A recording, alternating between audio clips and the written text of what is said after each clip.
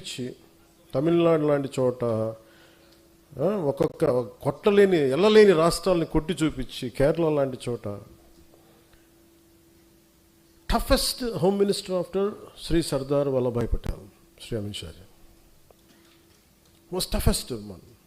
But నిజంగా ఆయన నేను చాలా దగ్గరగా చూశాను. నేను ఆయనకి నేను ఏదో చెప్పానంట, ఆయన నన్ను తిట్టారంట. ఇది వీరు విన్నారంట. వీరికన్నా మనోహర్ గారికి తెలిసిన వ్యక్తి ఆయన చెప్పి మనోహర్ గారు చెప్పి ఆయన చెప్పారంటే వీరు విన్నారండి. నాకు ఏమనిపిస్తుంటే రోడ్డు మీద వెళ్ళేవాళ్ళు ఎవరో మాట్లాడితే వేరు, ఒక క్రెడిబిలిటీ ఉన్న విశ్లేషకులు ఇలా మాట్లాడితే తప్పదు. ఇప్పుడు నా గురించి కూడా మాట్లాడినాక నన్ను ఎన్నిసార్లు క్యారెక్టర్ అసాసినేట్ చేశారు, ఎన్నిసార్లు నన్ను తిట్టారు అన్నారు, తిమ్మారన్నారు, అవన్నీ పట్టించుకోవాలి. కానీ అమిత్ షా గారి పేరు వినిపిస్తే మటుకు నాకు తప్పు అనిపించింది, అది నేను ఖండించాలనిపించింది. దేనికంటే ఆ స్థాయి వ్యక్తుల్ని, కశ్మీర్ని ఆర్టికల్ 317 రద్దు చేయించి అలాంటి పరిస్థితులను హ్యాండిల్ చేసిన వ్యక్తి, వెస్ట్ బెంగాల్ని అసలు దేశంలో ఉంటుందా లేదా భవిష్యత్తులో ఉన్న దాంట్లో నుంచి దేశాన్ని దాన్ని బయటికి తీసుకొచ్చిన వ్యక్తి, అలాంటి వ్యక్తి గురించి తేలిగ్గా మాట్లాడేస్తే మరి స్థానికంగా ఉన్న ఆంధ్రప్రదేశ్ బీజేపీ నాయకులకి ఎంత బాధ ఉందో నాకు తెలియదు. కానీ ఎందుకంటే ఇద్దరే మాట్లాడారు అమిత్ షా గారి గురించి మాట్లాడితే. ఇంతమంది ఎంపీలు ఉన్నారు, ఎమ్మెల్యేలు ఉన్నారు, ఎంపీలు ఒక్కళ్ళు మాట్లాడాల, ఖండించలా. కనీసం ఇది నేను నాకున్న వారికి ఉన్న గౌరవంతో నేను ఖండించాల్సి వచ్చింది. దానికి మీరు స్పందించారు బీజేపీ కంటే, దానికి చాలా మీ అందరికీ మనస్ఫూర్తిగా నా ధన్యవాదాలు తెలియజేసుకున్నాను.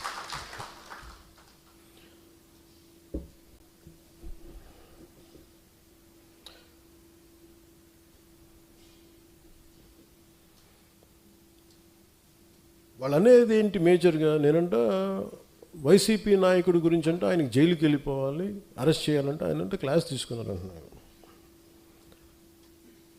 మీరు చెప్పండి, నిజంగా ఒక క్రైమ్ చేసిన వాడిని నేను చెప్పాలా? అంటే ఒకటి జైలుకి వెళ్ళిపోయి ఒకళ్ళకి ఏదైనా అయిపోతే దానివల్ల జనసేన ఎదుగుతాడు, పవన్ కళ్యాణ్ ఎదుగుతాడు, అంత దిగజారుడు మైండ్ సెట్ ఉంది. అసలు దానికోసం పాలిటిక్స్కి వస్తాం? అసలు మీరు పాలిటిక్స్లో మీరు ఎంపీ ఇలాంటి వాళ్ళు ఎవరు పాలిటిక్స్లో లేనప్పుడు కదా నేను వచ్చారు రోడ్డు మీదకి వచ్చి. ఆ రోజున వైఎస్ రాజశేఖర రెడ్డి గారు ముఖ్యమంత్రిగా ఉన్నప్పుడు కదా నేను నా తుపాకీని సరెండర్ చేసి కదా నేను పాలిటిక్స్కి వచ్చింది. ఏం మాట్లాడతారు మీరు? ఎంత తెగింపు ఉంటే వస్తాం, ఎంత తెగించే గుణం ఉంటే వస్తాం పాలిటిక్స్కి. అలాంటి నేను కూర్చోబెట్టంటే వైసీపీ నాయకుడు అంటే ఆయన జైలుకి వెళ్ళాలని చెప్పానని ఈయన ఊహించుకొని చెప్తారు. అదో పెద్ద న్యూస్ అది. మరి మీరు అందరికీ కళ్ళుకి ఏం కనిపించట్లేదండి? మీ అందరికీ సమస్యలు కనిపించట్లా?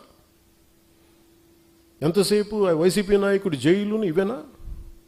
నేను వెళ్ళి ప్రధానమంత్రి గారితోటేను అమిత్ షా గారితో మాట్లాడితే ఇవే కనిపిస్తాయి? ఇంకేం ఉండవు మాకు సమస్యలు? దేశ భవిష్యత్తు గురించి మాట్లాడమా? ఆంధ్రప్రదేశ్ అభివృద్ధి గురించి మాట్లాడమా? కూర్చోబెట్టి వీళ్ళని జైల్లో పెట్టండి, వాళ్ళని జైల్లో తీయండి, వీళ్ళ నడుంకి బెల్ట్ కట్టేయండి, వాళ్ళ గురుజులు ఇవే చెప్తాం చెన్నాలి. ఆయన వాళ్ళకి చెప్పాలా? వ్యవస్థకి నేను చెప్పాలా? ఏసీబీ కోర్టులోనూ వాళ్ళకి క్రైమ్స్ లేవా? రిజిస్టర్ అవ్వలేదు, వాళ్ళు కోర్టుకి వెళ్ళవు, కోర్టులు పనిచేయట్లేదు, కోర్టుకి మేము చెప్పాలా? సుప్రీంకోర్టు జడ్జిలకు తెలియదా ఎవరు నేరం చేశారు, ఎవరు చేశారని తెలియదా? మేము చెప్పాలా? ఇది నన్ను ఇన్సల్ట్ చేయడం కాదు, అమిత్ షా గారిని ఇన్సల్ట్ చేయడం కాదు, వ్యవస్థని అవమానపరచడం. నేను ఎందుకు పట్టించుకోనంటే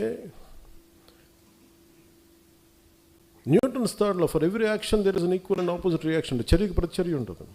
కర్మ వదలదు ఎవరిని, కర్మ ఎవరిని వదలదు. ఎవరు చేసిన పనులు వాళ్ళు తగులుతాయి అంతే. అది మంచి కావచ్చు, చెడు కావచ్చు, సాధ్యమైనంత మంచి చేయడానికి ప్రయత్నం చేస్తాం. అలాంటిది నేను కూర్చోబెట్టి వాళ్ళని జైల్లో పంపించండి, వీళ్ళని జైల్లో పెట్టండి ఏంటి? ఆ సెంటిమెంట్ అంతా కూర్చోబెట్టి మీరు ఏదైనా అయిపోదామనా? దానికి నన్ను వాడుకోకండి దయచేసి. పవన్ కళ్యాణ్ అనే వ్యక్తిని మీ పెరుగుదల కోసం, మీ ఎదుగుదల కోసం పంచింగ్ బ్యాగ్ లాగా వాడుకుంది చాలు, ఇంకా ఆపేసేయండి.